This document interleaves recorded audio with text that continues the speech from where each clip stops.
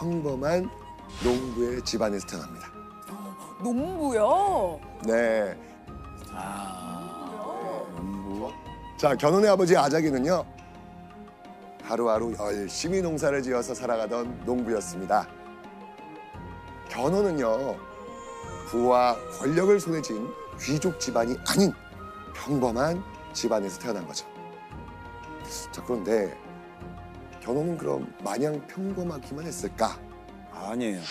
아니죠. 네, 어렸을 때부터 막 네. 영특하고 운동도 잘하고 활도 잘 쏘고 막 그런 거가. 자, 그의 어린 시절에 관한 아주 신비한 이야기가 남겨져 있거든요. 자, 어떤 이야기일지 우리 예원 씨 한번 읽어주시죠.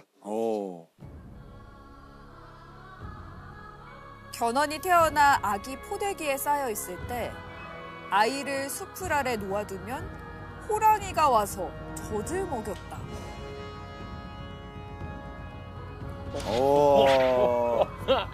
와, 이건 뭐 설화 같은. 그렇죠. 들에서 일하던 견훤의 어머니가 포대기에 쌓인 갓난아기 견훤을 잠깐 숲을 아래 뒀는데 호랑이가 견훤에게 젖을 먹이고 있었던 것이죠. 물론 이 이야기는 정사는 아니고요. 아마 그 설화로 각색된 내용이라고 보여져요. 견훤이 그 호랑이의 젖을 먹고 자랄 만큼 이 비범한 인물이라고 하는 것을 말하고 싶었던 것 같아요. 자, 이 놀라운 이야기는요. 마을 사람들에게까지 소문이 났죠. 이야. 자, 그렇게 견훤은요. 주변 사람들의 그 기대 속에서 튼튼하게 자라납니다.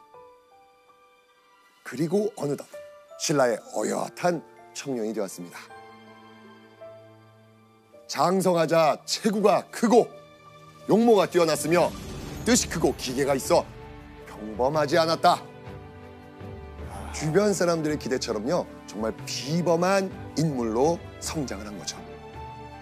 자, 그렇게 남다른 기백을 지닌 견훤. 그는요. 10대 후반이 됐을 무렵 자신의 진로를 결정합니다. 바로 견훤이요. 경주에 있는 군대에 자원 입대를 한 겁니다. 교수님, 근데 견훤은 왜 갑자기 군인이 되기로 맘먹은 거예요? 예, 이 신라는 신분을 구분하는 신분제, 즉 네. 골품제 사회였어요. 네. 그래서 당시 골품 신분에 속하는 사람들만 관리를 등용을 했어요. 근데 이 지방 사람들은 골품 신분에 속하지 못했어요. 견훤은 지방 출신이기 때문에 이 관리를 그 관리로 나아갈 수 있는 길이 막혀 있었던 거죠.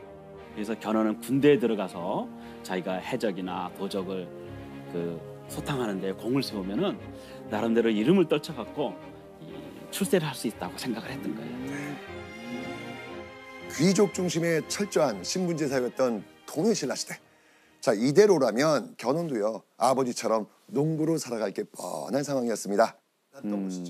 그래서 견훤은요. 농부인 아버지와는 다른 길을 걷게 된 겁니다. 자, 그렇게 신라 군인이 된 견훤. 그런데 얼마 후 견훤은요. 수도 경주를 떠나 꽤 먼 곳으로 이동해야만 했습니다. 바로 전라도 해안지역. 견훤이 이곳에 배정된 데에는 특별한 이유가 있습니다. 당시 전라도 해안지역에는요. 해적들이 시도 때도 없이 나타나가지고 이 백성들의 재물을 빼앗고 있었거든요. 그래서 기백이 남다른 견훤을 전라도 해안을 지킬 병사로 차출을 했던 것이죠. 해적이 있는 곳이라면 어디든지 견훤이 있었습니다. 육척 거구의 몸에서 뿜어져 나오는 그 날쌘 힘과 이 무술 실력으로 해적들을 때려잡은 거죠. 심지어요. 견훤은요. 잠을 잘 땐 항상 머리에 창을 베고 잤다고 합니다. 와. 언제라도 해적 소탕을 위해 출동할 만반의 준비를 갖췄던 것이죠. 해적이 자주 왔었군요. 그럼요. 되게 많았거든요. 이렇게 남다른 열정과 용맹함으로 신라군 사이에서 두각을 드러내기 시작합니다. 그리고 얼마 후에요. 군대 내에서 견훤의 위치가 달라집니다. 어떻게 달라졌을까요? 그의 용기는 항상 군사들 중에서 첫째였다. 그런 노고로 비장이 되었다. 비장이 뭘까요? 주장. 우두머리 같은 거죠. 소대장 같은 거. 아유, 좋아요, 네. 좋아요.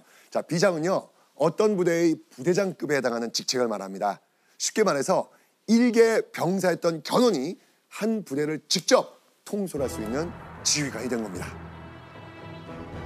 신라 조정도 견훤의 용맹함과 능력을 인정한 겁니다.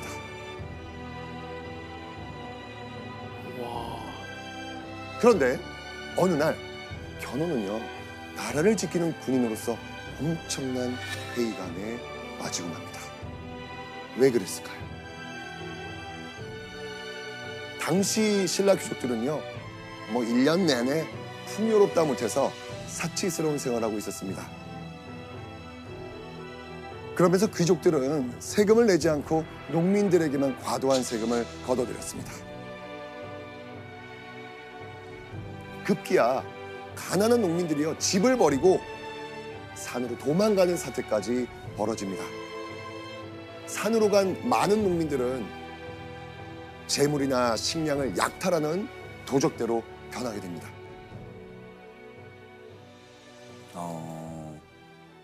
그리고 그때 이런 혼란스러운 틈을 타 새롭게 등장한 세력이 있었습니다. 과연 이들은 누구일까요? 호족. 호족은요, 중앙정부로부터 통제가 안 되는 독립세력을 말합니다. 신라 조정이 도적대들을 제대로 진압하지 못하니까 각 지방의 유력자들은요, 자기 재산 지켜야 되잖아요. 지금 신라 정부 날 지켜주지 네. 못하니까. 그래서 이들은요, 주민들을 동원해가지고 무장 조직을 갖추게 됩니다. 호족들은 이제 각자 독자적인 통치 조직을 두고 또 관리를 또 임명을 할 수 있었어요. 그리고 또 자체적으로 각 지방을 직접 다스리기도 했어요. 이때쯤 신라는 거의 뭐 호족의 세상이 되었다라고 할 수 있었어요. 이때요, 상주 지역에도 호족이 생겨납니다. 상주. 상주 지역에도요. 누굴까요? 견훤이 견훤 아버지. 아, 역시 도영 씨가 빨라. 오. 견훤의 아버지 아자게. 아삭이. 농부도 이제 호족이 되는. 견훤의 아버지 아자게는요, 당시에 열심히 농사를 지어가지고 사실 엄청난 부를 축적하고 있었거든요. 호족이 된 아자게는요, 상주 지역을 공격해 차지하고요, 스스로 사불성 장군이라고 불렀습니다. 이렇게 스스로를 각 지방의 성주나 장군이라고 부르는 호족들이 우후죽순으로 생겨나게 된 거예요. 신라의 왕과 귀족들은요, 백성을 지켜줄 힘도 의지도 없는 상황이었습니다. 결국 가장 고통받는 건 힘없는 백성들이겠죠. 그리고 이때 이 모든 상황을 누구보다 안타깝게 지켜보는 한 사람이 있었으니 그 한 사람이 누구겠습니까? 견훤. 맞습니다. 자, 이때 견훤은요, 아주 중대한 결정을 내립니다. 맡고 있던 직책인 비장 자리를 내놓고요, 신라 군복을 벗기로 결심합니다. 왜냐하면 군인이잖아요. 근데 부정부패한 신라 왕실을 위해 싸우는 군인, 그런 군인으로는 더 이상 살고 싶지 않았던 것이죠. 그래서 신라 군복을 벗기로 했던 겁니다. 이야. 견훤은요, 무너져가는 신라의 대안이 필요하다고 생각했습니다. 바로 그 대안, 새로운 나라를 세우는 거였습니다. 더 큰 꿈이 있었네요. 그렇죠. 완전 큰 꿈이죠. 오. 이때 견훤의 나이가 23살이었습니다. 23살. 네. 23살. 지금 생각해도 야, 이 보통 사람이 생각할 수 없는 거라서 진짜. 왜 그 호랑이가 젖을 먹이고 갔다고는 말이 나오는지 보통 사람은 아닌 거죠. 그렇죠. 포부가 남달랐던 견훤은요, 이 썩어빠진 신라를 대신할 새로운 나라의 왕이 되겠다 결심을 한 겁니다.